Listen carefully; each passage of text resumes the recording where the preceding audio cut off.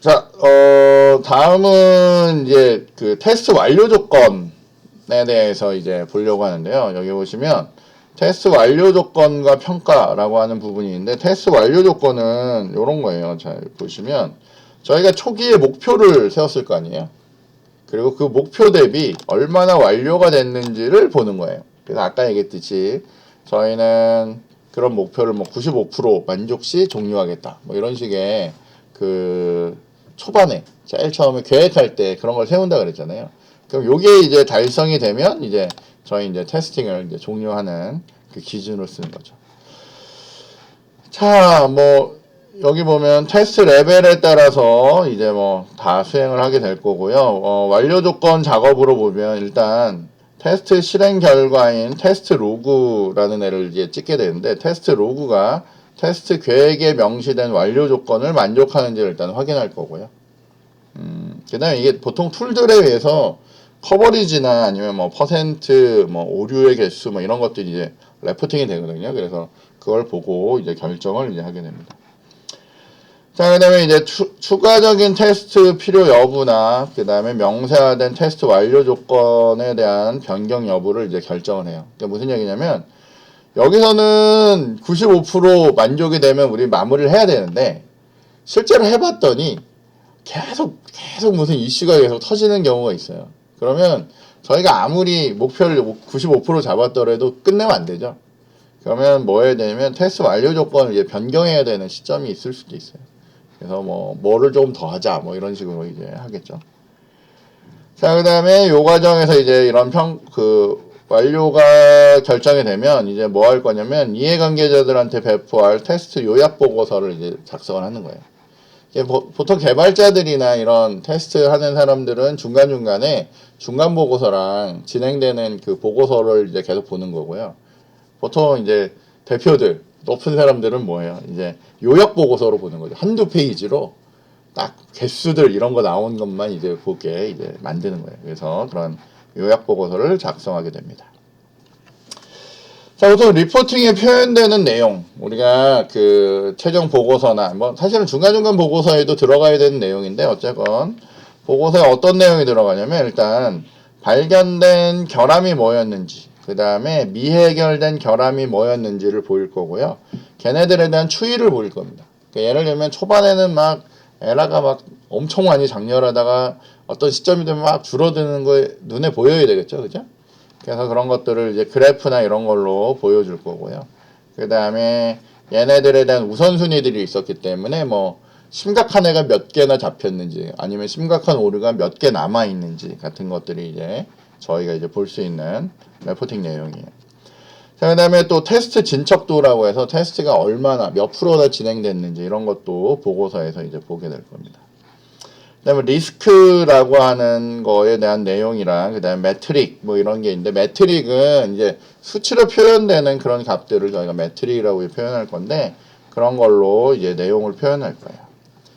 자, 테스트 환경의 가용성이라고 해서 여기 보면 테스트 환경의 가용성을 이제 적어 놓은데, 이게 가용성이라는 건 여기 보듯이 다음에 사용 가능한지 여부를 이제 표현하면서, 일단은 제일 중요한 것 중에 하나는 뭐냐면 테스트 커버리지가 어떻게 되느냐 이거예요. 자, 테스트 커버리지를 간단하게 소개하면 이런 거예요. 자, 여러분들이 어떤 테스팅을 할 때, 여러분이 실제 구현할 때는 어때요?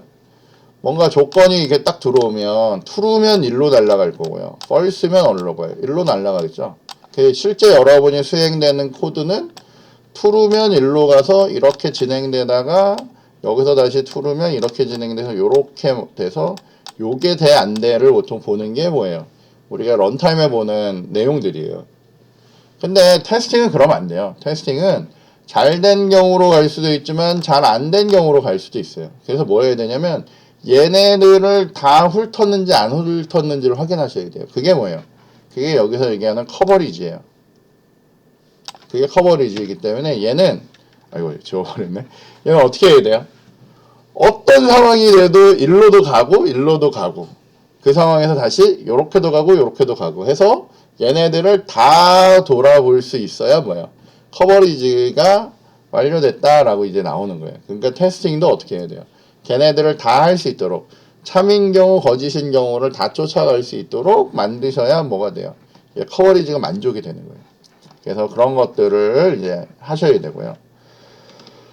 그 다음에 결함 발견에 대한 효율성과 효과성을 체크하셔가지고 이제 보일 수 있어야 되고요. 품질 평가가 이걸 통해서 얼마나 좋아졌는지 이런 것도 보일 수 있어야 되고요.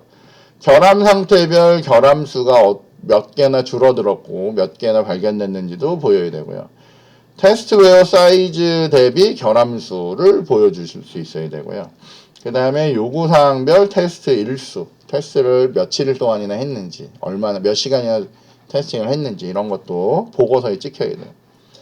그 다음에 해결되지 않은 결함과 그 다음에 영향, 그리고 오래 수정되지 않은 결함에 대해서도 뭘 해야 돼요? 레포팅에 남아 있어야 됩니다. 그래서 이런 정보들을 쭉 어떻게 해요? 레포팅에 구석구석에다 이렇게 넣어서 하나로 딱 볼 수 있게 해줘야 되겠죠.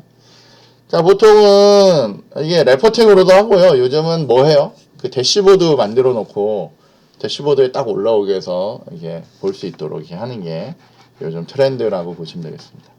이런 것들이 레포팅에 이제 들어가는 거예요. 그러니까 사실은 관리자 입장에서는 요게 관심이 있어요. 어떻게 되고 있지? 뭐 얼마나 처리가 되고 있지?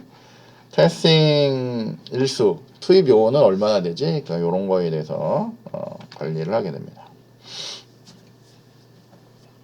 자, 이제 마지막으로는 애가 뭐냐면 테스트 마감 활동이라는 거예요. 테스트 마감 활동이라는 거는 테스트가 이제 다 끝난 거예요. 테스트가 다 끝나고 나면 이제 테스트에 의해서 만들어진 산출물들을 확인할 거예요. 그리고 테스트웨어라고 해서 이것도 산출물이었죠. 얘네들을 보관할 건데, 자, 우리 아까 언뜻 지나가서 여러분이 그럴 수 있는데 요거 여기 보이는 요 수많은 문서들 뭐라고요? 라이프 사이클별로 해서 나오는 이런 문서들을 뭉뚱그려서 뭐라고요? 테스트웨어라고 한다고. 테스트웨어. 그래서 다 하고 나면 어쩌면 문서가 만들어져야 되고 저 문서가 뭐가 돼야 돼요? 보관이 되고 다음 프로젝트를 위한 사람들한테 넘어가야 되겠죠. 그래서 이런 산출물에 대한 확인 후에 테스트웨어들을 보관합니다. 이유는 다음 프로젝트를 조금 더 잘하기 위해서 이렇게 해야 되겠죠. 자, 그 다음에 테스트 프로세스가 정말 어떻게 됐는지를 평가를 받게 됩니다. 평가심사라고 해서 이게 그 뒤쪽에 저희 책 뒤쪽에 보시면 이 평가하는 방법이 따로 있어요. 그래서 그런 평가를 받게 됩니다. 자, 이 시점에 하는 주요 활동으로는 테스트 결과 마감을 할 거예요. 테스트 결과 마감을 할 건데 이때 뭐 할 거냐면 예정된 산출물에 대해서 확인할 거고요. 인시던트, 그러니까 이게 인시던트가 우리 결함 같은 애라고 했잖아요. 이게 어쨌건 발견된 그런 문제들에 대한 레포트를 종료할 거고요. 해결되지 않은 요구사항에 대한 부분이 있다면 그거에 대해서도 처리를 해야 될 거고요. 그 다음에 시스템 인수에 대해서 문서화를 하고 있어야 돼요. 그래서 이런 준비들을 하는 것들을 저희는 테스트 결과 마감이라고 해요. 자, 테스트웨어하고 테스트 환경 그리고 테스트 기반 설비를 차후를 위해서 마감하고 보관하는 일까지 진행을 할 거고요. 테스트웨어를 유지보수 조직에 이제 이관을 해요. 왜냐면 테스트가 끝나고 나면 이제 유지보수하는 애들이 이걸 해야 되니까 그런 정보를 이제 넘겨줄 거고요. 그 다음에 테스트 프로세스 심사 및 개선 사항을 확인한 다음에 얘를 이제 뭐 그 다음 처리를 이제 할 거고, 그 다음에 이후 릴리즈나 프로젝트 그리고 테스트 성숙도에 대해서 개선점에 대한 지침이 될 수 있도록 결국 뭐 해야 되냐면 테스트 프로젝트를 통해 얻은 교훈을 분석을 한 다음에 레포팅을 하는 게 이 맨 마지막 마감 활동이에요. 그래서 요번에는 뭐 어떻게 됐다, 뭐가 문제였다, 뭐 이런 것들을 이제 맨 마지막에 처리를 하시면 되는 과정이라고 보시면 돼요. 자, 이렇게 해서 뭘 할 수 있다고요? 테스트에 대한 라이프 사이클을 한번 탈 수가 있습니다.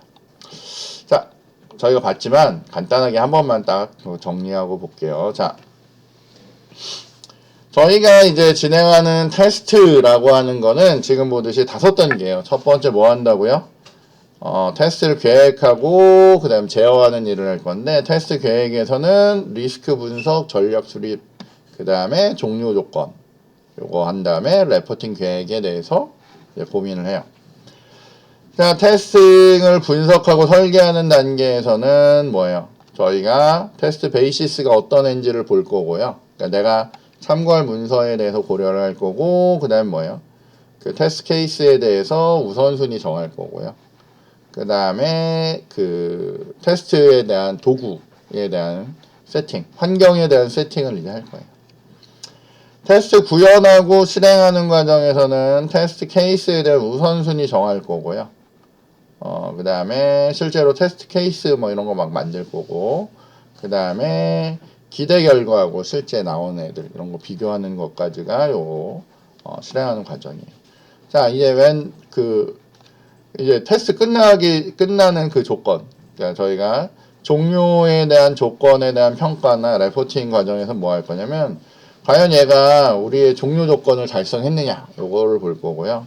그 다음에 보고서 작성하는 일까지 하는 게 요 과정에서 하는 거고, 맨 마지막에 다 끝나고 나면 뭐 한다고요? 그 만들어진 산출물 보관할 거고요. 그 다음에 이거에 대한 진짜 평가, 진단받을 거예요. 그렇게 하는 것까지가 뭐라고요? 우리의 라이프 사이클이라고 보시면 돼요. 그래서 요렇게 저희가 테스트에 대한 부분을 이제 확인을 하실 수가 있습니다. 그래서 마감 활동까지 이렇게 확인하시면 될 것 같아요.